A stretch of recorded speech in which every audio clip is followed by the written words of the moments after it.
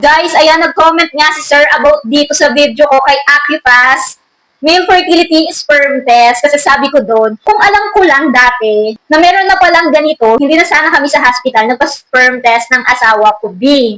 Kung alam ko lang, kasi ngayon ko lang nalaman na meron palang ganito na male fertility sperm test.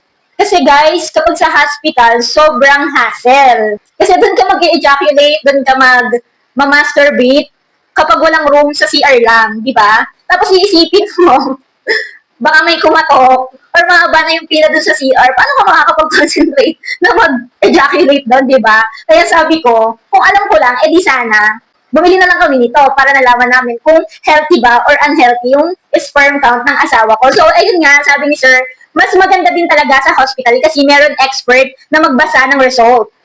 Parang mas magaling ka pa sa mga medical doctors. Huy, ganun ang sabi ni Sir, hindi ko alam kung binabash niya ako or nagbibigay lang siya ng info na mas maganda sa hospital. Agree naman talaga ako dun sa sinabi ni Sir na mas maganda kapag sa hospital ka dahil meron ng report or meron result na ibibigay sa'yo na papel, unlike dito na ano lang, malalaman mo lang kung healthy or unhealthy yung sperm mo. Doon kasi may mga nakasulat pang eklabo, kung ilang talaga yung bilang. Dito kasi ano lang, malalaman mo lang kung mababa yung sperm mo or mataas yung sperm mo.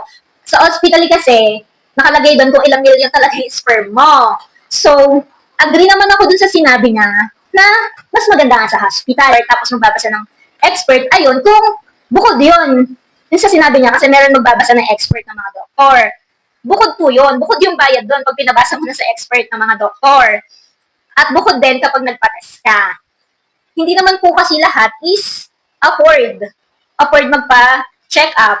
Yung iba po kasi is gusto lang talagang malaman, katulad namin, gusto lang namin malaman kung okay ba yung sperm ng asawa ko, healthy ba?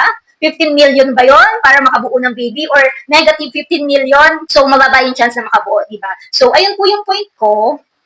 Okay to si Acupass kapag gusto mo lang malaman kung pasok pa ba sa banga yung sperm mo or laglag na sa banga. Kasi hindi naman lahat gusto magpa-check up sa doktor kasi iba pa yung bayad dun sa doktor. Magkano yung bayad doon? 1,000 lang. Lalo na kung espesyalista yung doktor, 1,000 plus bill. So, ikaw kung gusto mo lang naman malaman kung healthy ba yung sperm mo or hindi healthy, so pwede na to si Acupass. Pwede ka nang hindi sa hospital magpa-test, di ba? Kasi gusto mo lang naman malaman eh. Tapos, hindi pa nga po hassle. So, ayun lang naman. In-explain ko lang naman yung side ko. Hindi ko alam kung binabash ako ni Sir, pero I think gusto lang din niyang magbigay ng komento niya. And okay lang din naman yun. Parehas lang kami nagbigay ng side namin. O, diba? So, boys, kung kayo gusto niyo mag-check ng sperm count niyo, nasa inyo naman po kung gusto niyo sa hospital or kung gusto niyo mag-check out itong Acupass male fertility sperm. So, yun lang. Ilalagay ko na lang ang link sa akin comment section kung gusto mo mag-check out. Thank you for watching. Bye!